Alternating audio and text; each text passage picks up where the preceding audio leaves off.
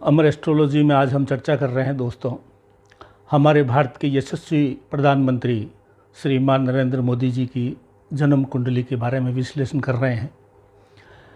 ऐसे महान व्यक्तित्व और विशाल हृदय वाले व्यक्ति के बारे में बताना बहुत मुश्किल होता है, और जो जन्म तारीख वगैरह जो बर्थ डिटेल जो ली है वो मैंने गूगल से ली है।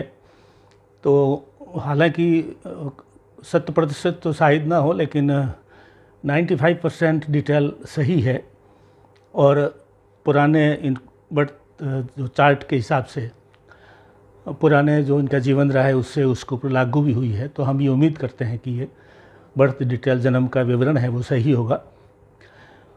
मित्रों, हमारे माननीय प्रधानमंत्री श्री मोदी साहब का जन्म 17 सितंबर 1950 को सुबह 11:17 पर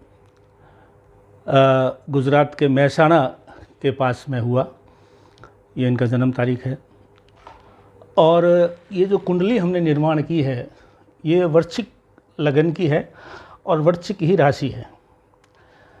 लगन में भी जो है 8वीं राशि है और चंद्रमा भी 8वीं राशि में है। तो ये अपने आप में कुंडली बहुत महत्वपूर्ण हो जाती है। जब किसी व्यक्ति की जन्म कुंडली में लगन और राशि दोनों एक ही हो तो डबल पावर की कुंडली हो जाती है सबसे पहला।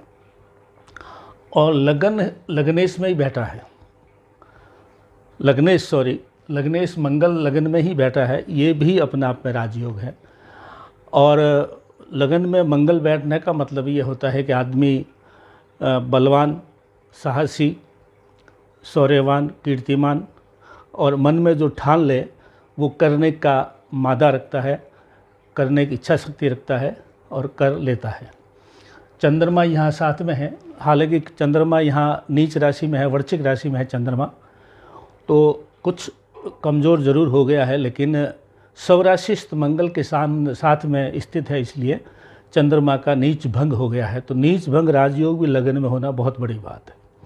अब इस कुंडली में जो सबसे महत्वपूर्ण बात है जो समझने की, वो ये है कि बहुत से राजयोगों का निर्माण हो रहा है। सबसे पहले तो गुरु चौथे भाव में बैठा है और चंद्रमा पहले घर में बैठा है, यानी केंद्र में गुरु और चंद्रमा हो तो गज केसरी राजयोग हो जाता है। तो अनेक राजनीतिज्ञ, उद्योगपति या जो भी महान और प्रसिद्ध व्यक्ति हुए हैं उनके कुंडली में अक्सर गज केसरी राजयोग देखा गया है। और गज केसरी राजयोग से बड़ा कोई राजयोग कुंडली में होता नहीं है। तो ये राजयोग मोदी साहब की कुंडली में मौजूद है।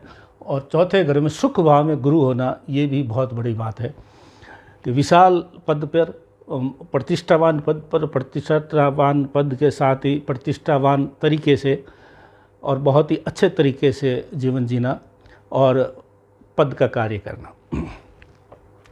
अब सूर्य और बुध साथ में है, ये बुधादित्य योग बन रहा है। और बुधादित्य योग के साथ में बुध जो है उच्च राशि में है, कन्या राशि में है। और यहाँ पे 11वें घर में सूर्य बहुत अच्छा माना गया है। जैसे कुंडली में गजकेसरी योग बड़ा योग होता है, तो 11वें घर में सूर्य होना भी बहुत बड़ा होता है। जिस व्यक्ति के भी सूर्य 11वें घर में हैं वो व्यक्ति सामान्य तो रहा ही नहीं है, वो सामान्य से बहुत बहुत ऊपर रहता है।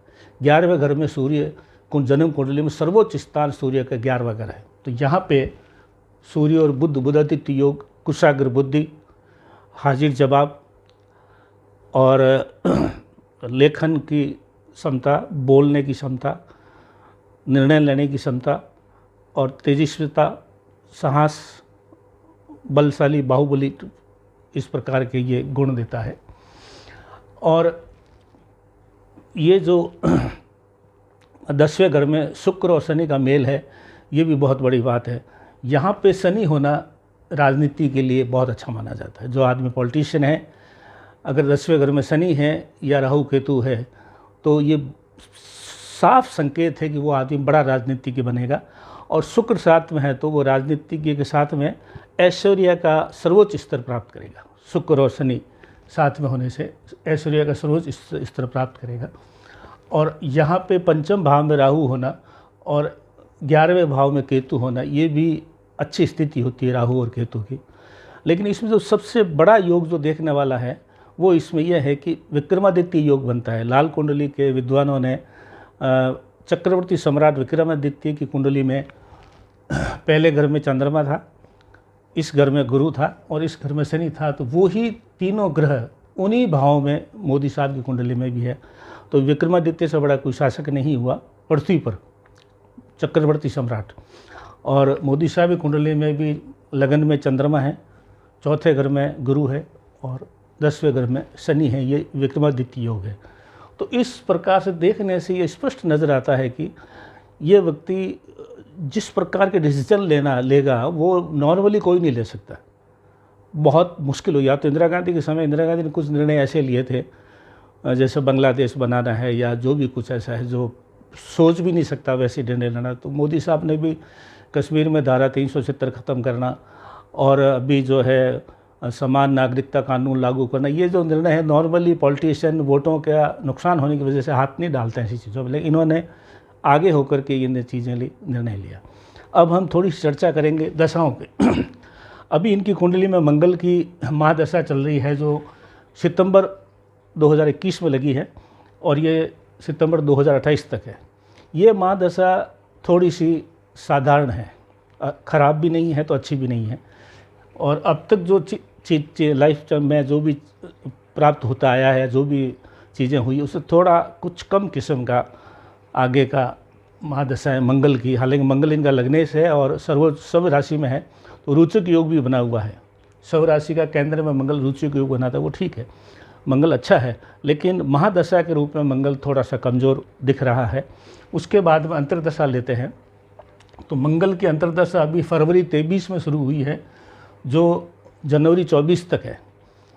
मंगल में गुरु की महादशा, तो ये जनवरी 24 तक इनका समय बहुत अच्छा है और जो कुछ भी करेंगे वो अपने इच्छा से करते जाएंगे, सब चीज़ें ठीक होती जाएगी।